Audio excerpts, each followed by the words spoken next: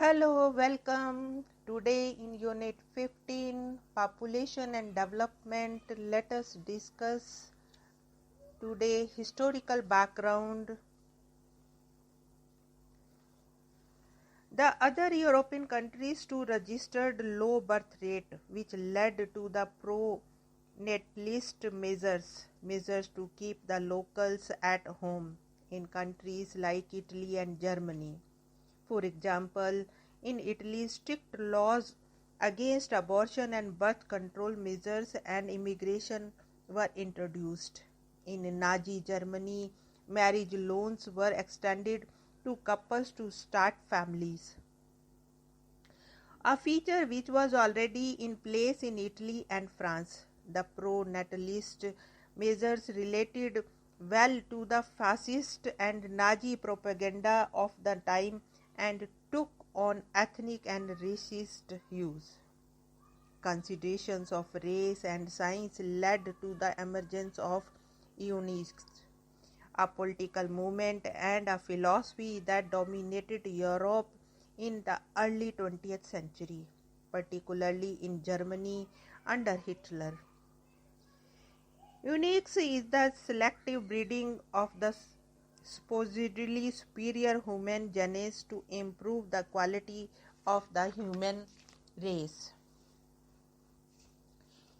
Eugenics became the fundamental justification for the prosecution of Jews in Germany and racial discrimination in general.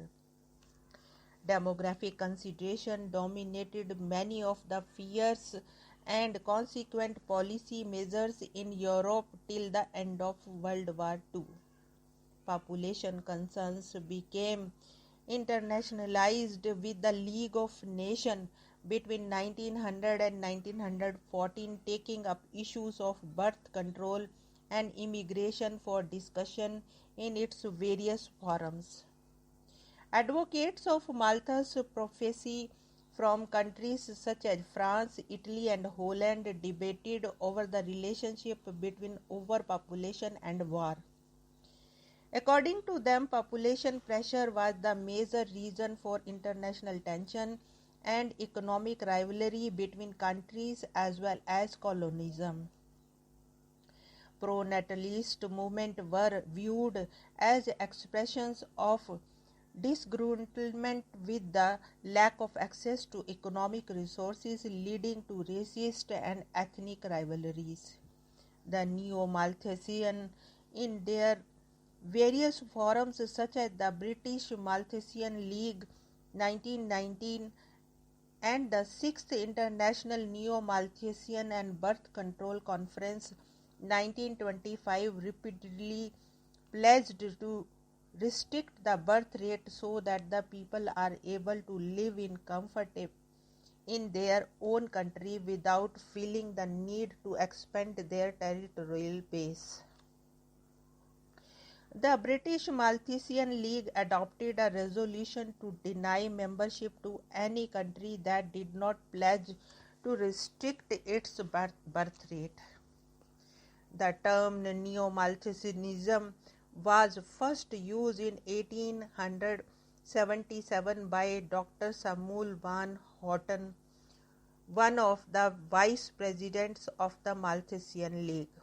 Neo-Malthusianism was not just a campaign in favor of birth control, it was particular perspective on the effects of population on human conduct and behavior. The Neo-Malthusian movement therefore was different from conventional Malthusian position on two counts. It stressed on birth control methods and also identified the working class with problems of overpopulation. The overcrowded industrial slums were identified as sites of moral degradation. This diverted the debate on population from issues of poverty and unequal access to resources to birth control per se. In fact, the assumption was that access to commons or availability of resources would give the poor little reason to abstain from having more children. Neo-Malthusianism thereby reinforced the ideology of private property, individualism, and capitalism. The Neo-Malthusian position found favor with the elite sentiments on the issue of overpopulation.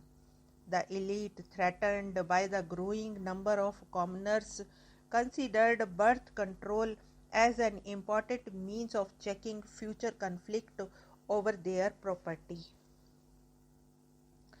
The French delegation tried to maintain a stance of ambivalence, though they were wary of contraception on the grounds that it encouraged the idea of seeking sexual pleasure without taking the responsibility of the consequences of the act.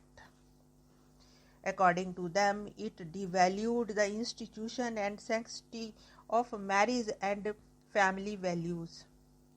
For the Catholic Church, birth control was illicit and immoral and went against the basic tenet of Christianity. Till the 1920s, most medical opinion was also against birth control, as it considered it unhealthy and immoral. The attitude started changing subsequently, as evidenced by the effort made by the British medical professionals in 1921 to appeal to the Anglican Church to reconsider their position on birth control in the light of existing medical knowledge.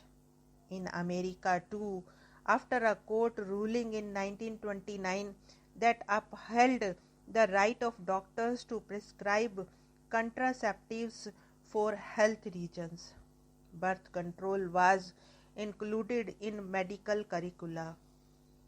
Birth control clinics were set up in different parts of the Europe and America and marked the new phase of the birth control movement. Birth control came to be popularized by taking recourse to the less offensive and more social terms like family planning or planned parenthood. And the emphasis was on spacing of children and women's health. In its bid to control sexuality and the domestic sphere of a person's life, birth control went against the modern values of individual freedom and the right of an individual to his or her privacy.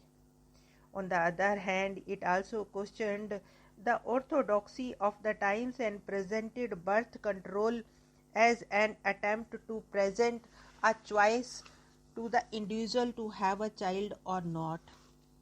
However, the source of the birth control debate was not whether individual freedom should be protected or not, but on how to control overpopulation, depopulation, or underpopulation and its consequent effect on the world. Central to the debate were the issues of migration, availability of labor, conflict over resources, and poverty. The concerns were developmental and political. Here we want to close this lecture. Thanks for listening.